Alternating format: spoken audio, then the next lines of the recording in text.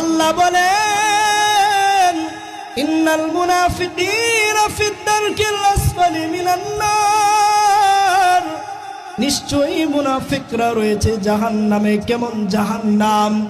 জাহান্নামের সর্বনিম্ন স্থান।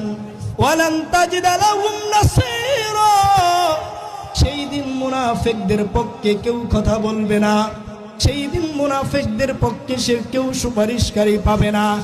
এরে নবীর উম্মতের দল, এ যুবক মুসলমান, চক্ষুগুলা বন্ধ হয়ে গেলে দুনিয়ার বাহাদুরি, দুনিয়ার ক্ষমতা সবকিছু শেষ হয়ে যাবে।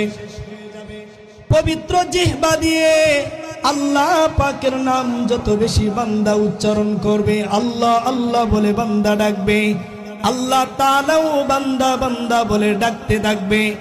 এ যুবক, মিথ্যা বলার কারণে এই যে পবিত্র জিহ্বাটা অপবিত্র হয়ে যায়।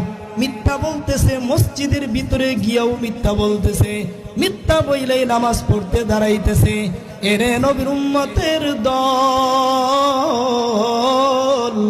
আল্লাহর নবী সাল্লাল্লাহু আলাইহি ওয়াসাল্লাম বলেন, ওই মুনাফিকরা, মুনাফিকদের প্রথম নম্বর শর্ত হলো যারা বেশি বেশি মিথ্যা বলে, কথায় কথায় মিথ্যা বলে।